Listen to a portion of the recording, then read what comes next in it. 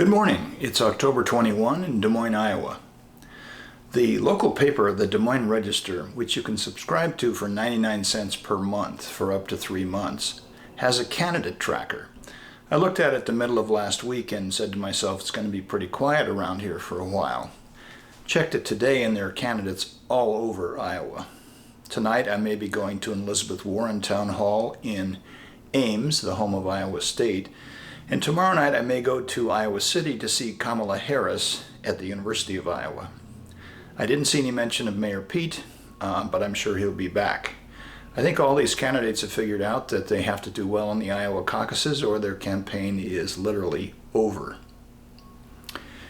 This video summarizes, edits, shortens some of the question and answer from Mayor Pete's town hall on Saturday, October 12.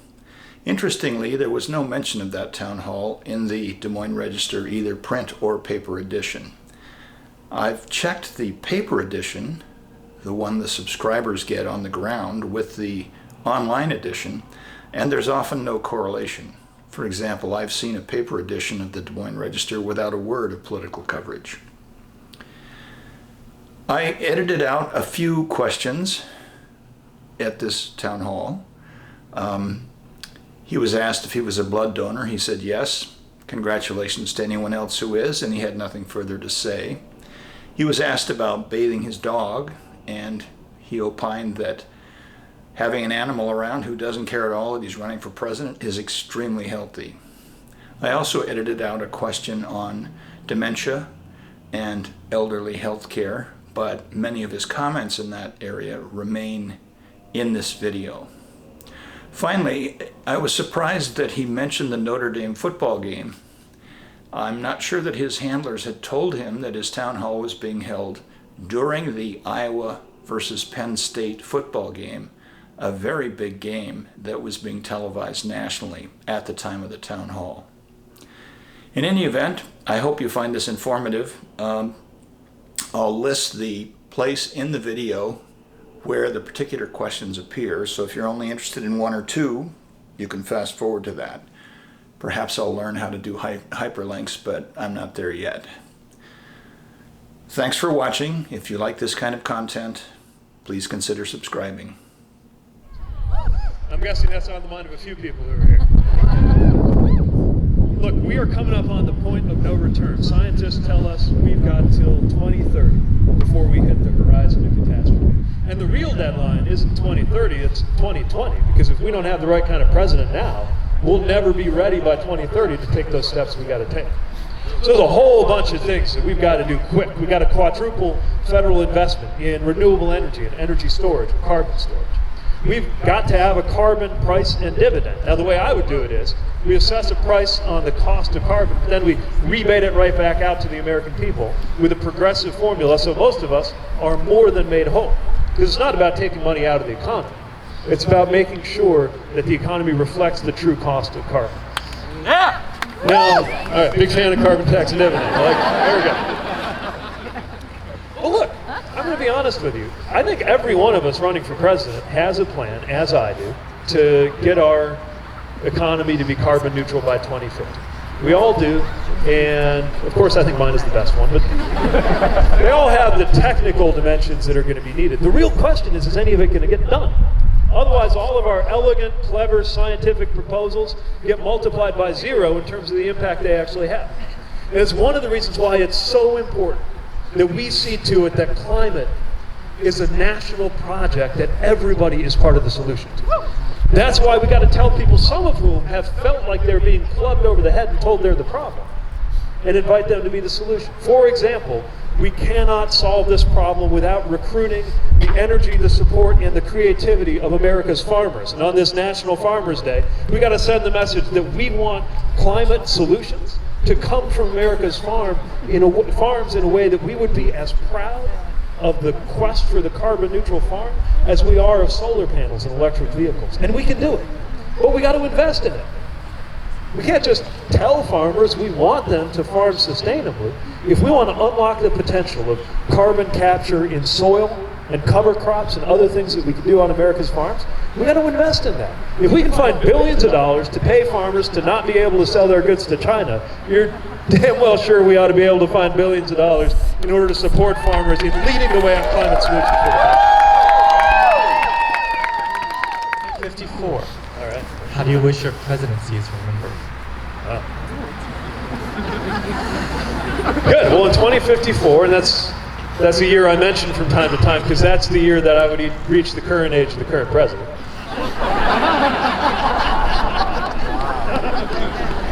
I will have settled into a very comfortable retirement, I hope. Look at what we did to make sure that the climate was not a constraint on your ability to live well. Look at what we did as a country to start making sure that race had no bearing on your health or your wealth or your life expectancy or your relationship with law enforcement in this country. Look at what we did. And be proud and feel good instead of bad when we think about politics starting in 2020. I want to be able to look back in my retirement and celebrate the fact that we changed the direction of this country starting in 2020.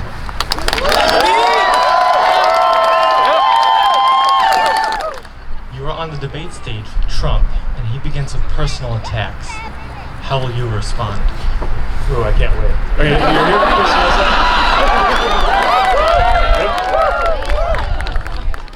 Look, here's the thing. We already know some of what he's going to do. And it just doesn't get to me. Look, I can deal with bullies. I'm gay and I grew up in Indiana. I'll be fine. And I can deal with incoming. I've dealt with incoming a lot worse than a tweet full of typos. So we know what he's going to do. He'll do the socialism thing, right?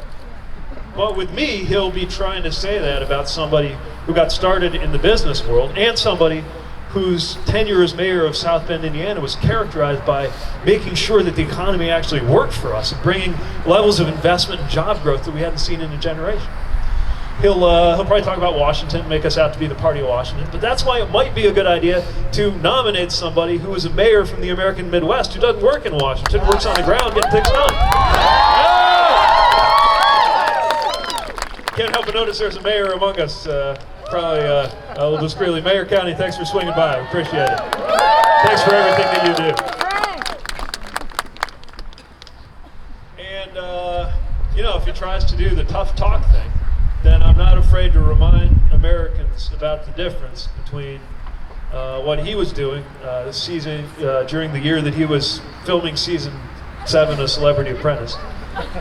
And what I was doing packing my bags for Afghanistan. So we can have a real conversation about what it means to care about your country and put your money where your mouth is.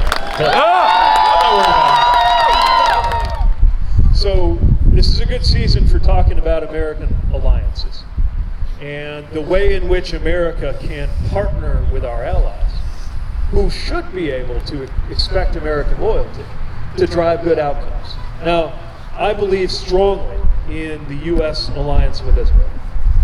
I also believe, I gotta say, that in the same way that being pro-America doesn't have to mean you're in favor of the current American president, being pro-Israel doesn't have to make you a supporter of the right-wing government currently in power in Israel. We gotta do what you do when you see your friend making a choice. We gotta put our arm around our ally and guide them and support them walking in the direction of peace. Because if Israel walks away from peace, it will be a disaster for Israeli, American, and Palestinian interests. We need to fortify that alliance and make sure that it is consistent not just with American interests, but with shared values. And the value that anchors that relationship fundamentally is democracy. We dare not betray the value of democracy in our relationships with any of our allies or competitors anywhere around the world. Just leave you with this, and that question's a great one to reflect on, because it reminds me of maybe the biggest thing I believe we can achieve in this campaign and in the future, and that is to address America's crisis of belonging. I believe that the crisis of belonging in this country explains everything from the challenges that we have in our politics to the increase in deaths from despair as people self-medicate, turn to substances because it's not clear where they fit in. And now we got a president who's telling people they don't belong. You don't fit because of your religion. You don't fit because of your race. You don't belong here in this country. And in order to be the kind of country we want to be, in order to summon the strength we're going to need to fight the toughest issues upon us, and in order to be the kind of place that is consistent with the values that make us Americans, we have to reinforce a sense of belonging in this country. It is imperative. Lives are literally on the line. Now, this might not sound like it has a lot to do with politics, but it does if we get it right. One of the best moments on this whole campaign for me happened right here in Iowa, happened in Muscatine. A high school student came up to me and said, "Your campaign has made me feel like I can be myself." She said, "I can go to school and I can talk about what I believe in and I don't have to be ashamed." And I thought I knew what she was telling me. I thought she was one of a number of people who have let me know in very inspiring ways how this campaign has let them be true to themselves. But it wasn't exactly what I thought. She went on. She said, "I don't have to be ashamed that I have autism. I can be myself." And I thought, now this campaign's really getting something. Because if a political campaign can cultivate a sense of belonging, if us giving out our message about where the country ought to go can let somebody like her know that she fits and belongs and is needed in America too, then we're doing a lot of good long before the first vote is cast. Yes, you are. But if we can do that long before the first vote is cast, imagine what we can do with the American presidency. I